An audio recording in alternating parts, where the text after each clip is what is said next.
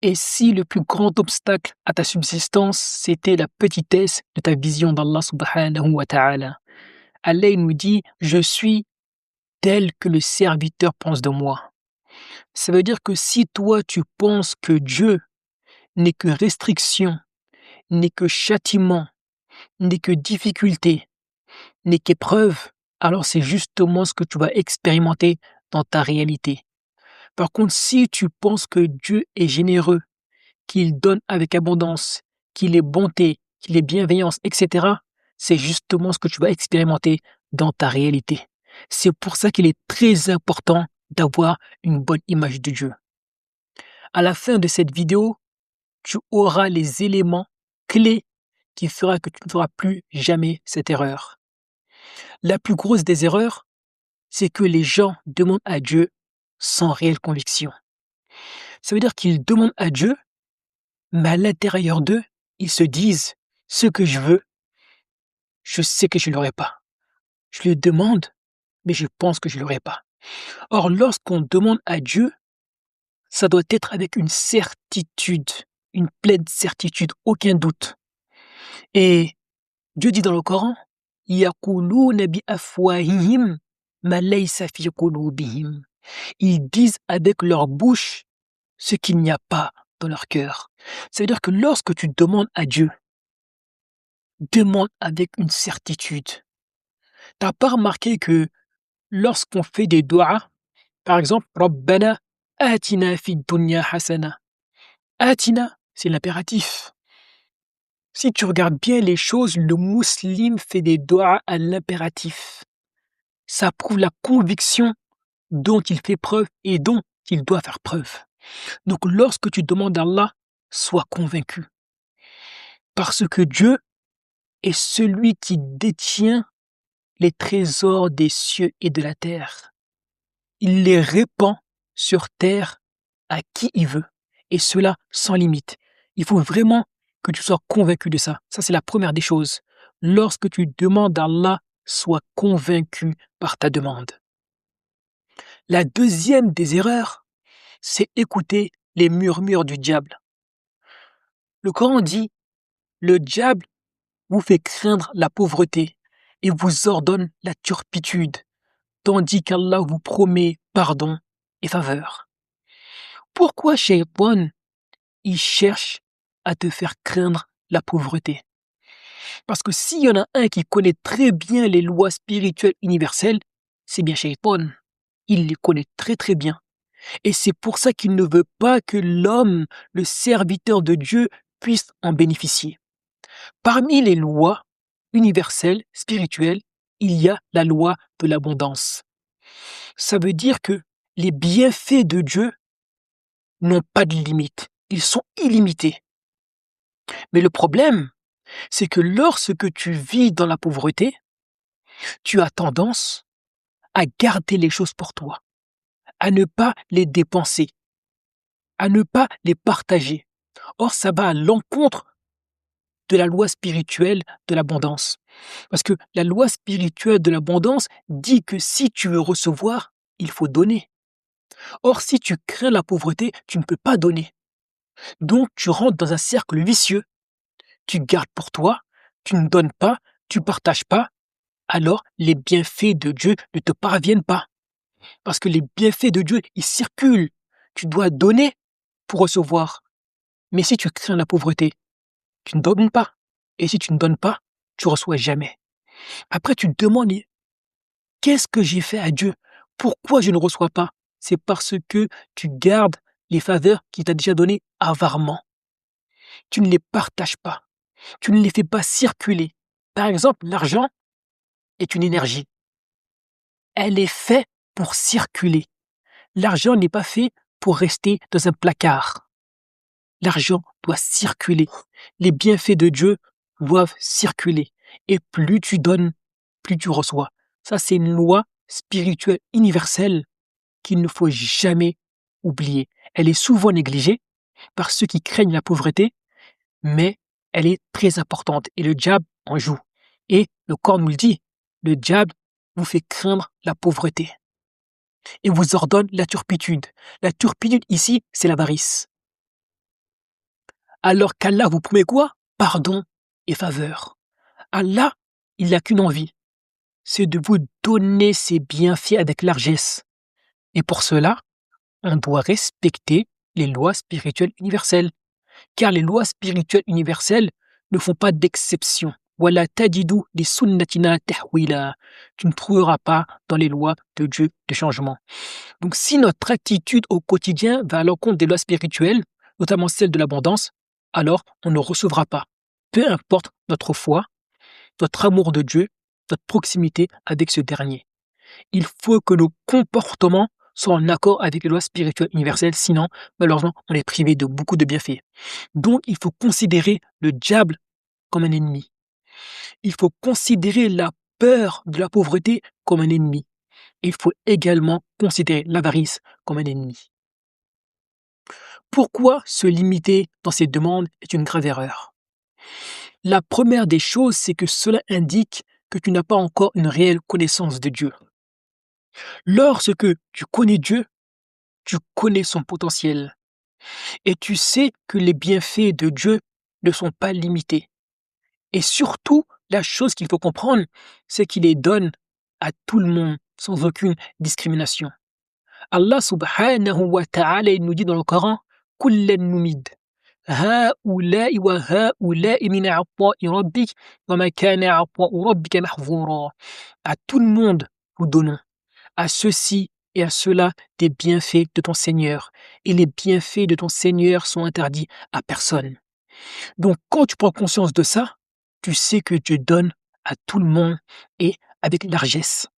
Donc, ne te limite pas lors de tes demandes. Parce que si tu te limites lors de tes demandes, ça indique que tu as une méconnaissance de Dieu.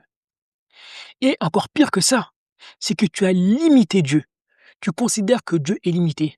Or, si Allah te donnait le contenu total des trésors des cieux et de la terre, ça ne changera rien à ce qu'il a.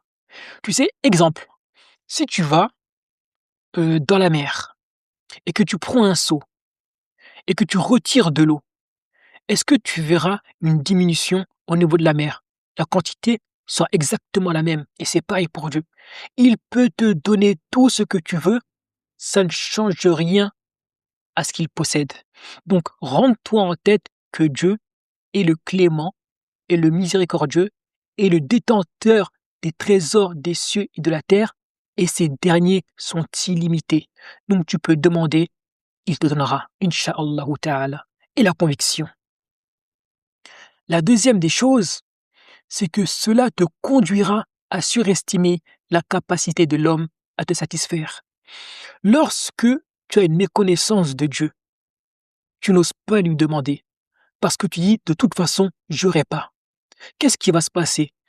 Si tu ne demandes pas à Dieu, celui qui détient toutes les richesses, tous les trésors, notamment les trésors aussi bien quand on parle de santé, quand on parle de bonheur, quand on parle d'amour, quand on parle d'argent, tout ça, ce sont des trésors que Dieu possède.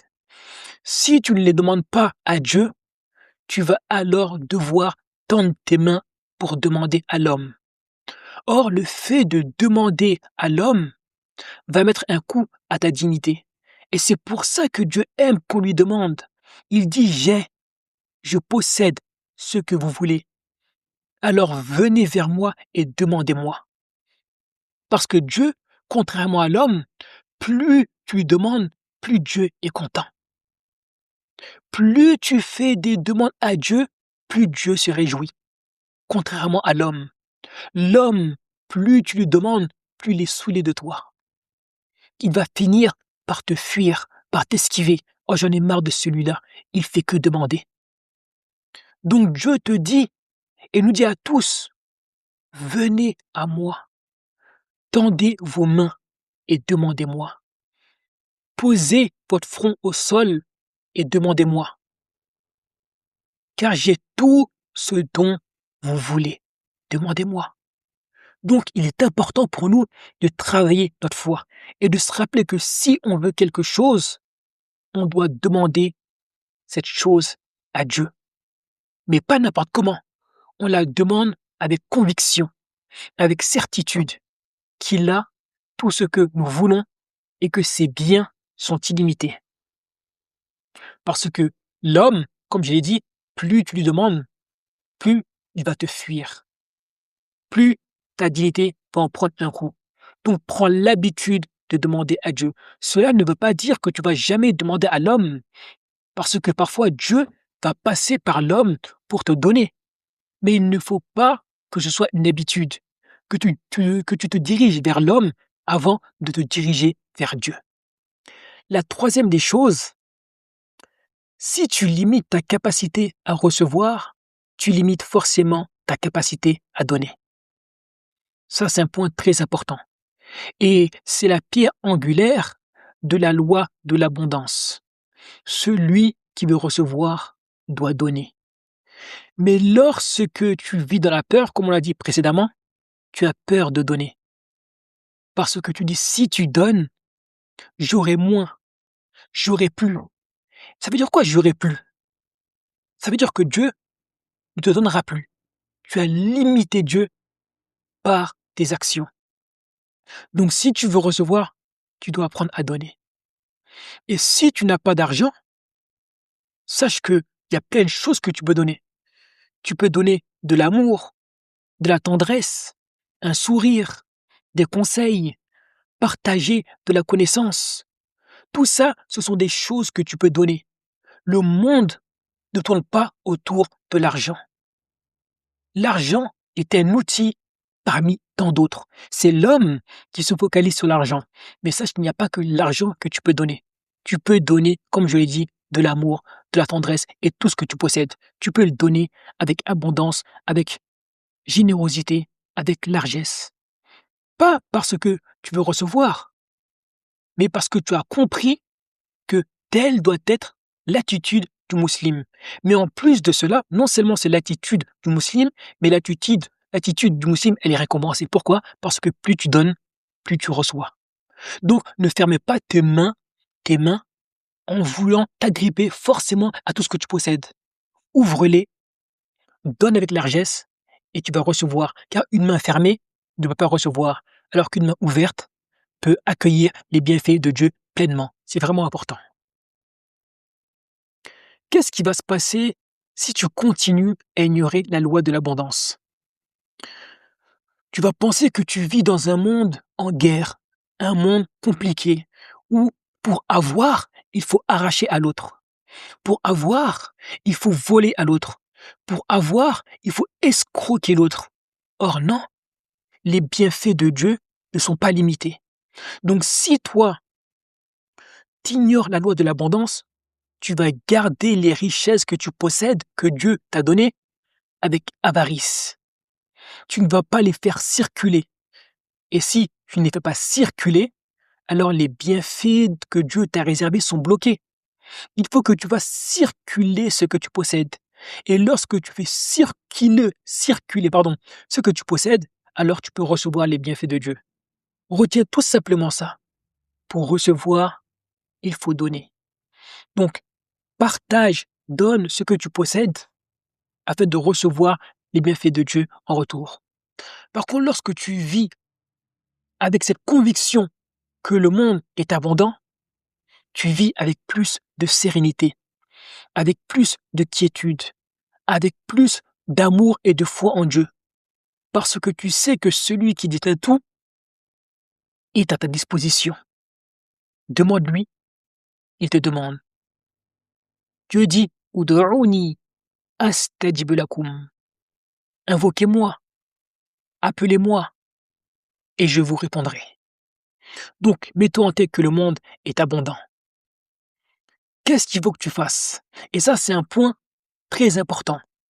Au début de la vidéo, je t'ai dit que tu repartirais avec la clé principale, que tu ne feras plus l'erreur de sous-estimer Dieu ou bien de le limiter. Cette clé, elle est là.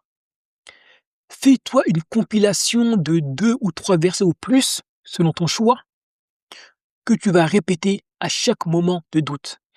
Par exemple, moi, il y a des versets que j'aime bien, notamment celui-là. Kullan numid. Ha'ulai wa ha'ulai min 'ata'i rabbik وَمَا كَانَ عَطَاءُ رَبِّكَ مَحْظُورًا. À tout le monde, nous donnons des bienfaits de ton Seigneur. Et les bienfaits de ton Seigneur sont interdits à personne. Par exemple, tu peux mémoriser ce verset. Et dès que tu es dans une période de doute, tu penses que les bienfaits de Dieu sont limités, tu répètes ce verset en boucle. Et ça va te faire prendre conscience que tu fais une erreur. Les bienfaits de Dieu ne sont pas limités et il les donne à tout le monde sans aucune discrimination. Donc, dès que tu as un doute, répète ce verset en boucle, jusqu'à ce que tu t'en imprègnes. Un autre verset que j'aime bien, وَإِن يَمْسَسْكَ اللَّهُ بِضُرٍّ فَلَا كَاشِفَ لَهُ إِلَّا هُوَ وَإِن يُرِدْكَ بِخَيْرٍ فَلَا رَادَّ لِفَضْلِهِ يُصِيبُ بِهِ مَن يَشَاءُ مِنْ عِبَادِهِ وَهُوَ الْغَفُورُ الرَّحِيمُ.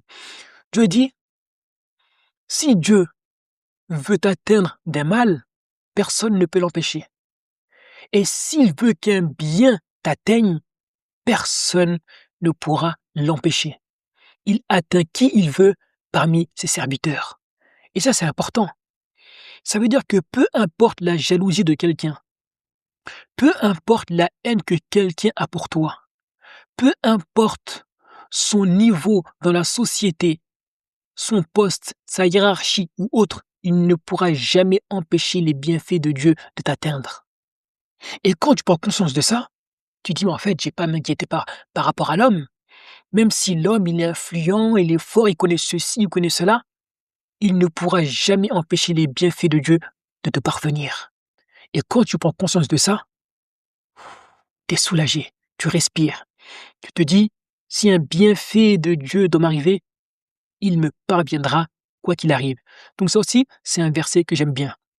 Donc c'est à toi de te trouver des versets qui te correspondent et à chaque fois que tu es dans la situation en question, tu répètes ce verset en boucle jusqu'à ce que la confiance revienne, jusqu'à ce que la certitude revienne.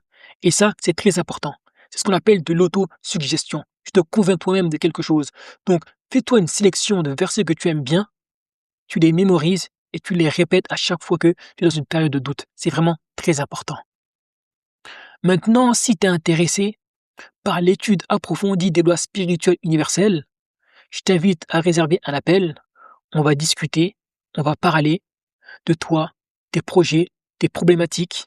Et si ton profil correspond aux gens que j'accompagne, je te ferai une offre, alors tu pourras rentrer, Inch'Allah, dans l'accompagnement. Sur ce, je te dis assalamu alaikum et à bientôt, Inch'Allah. Wassalamu alaikum.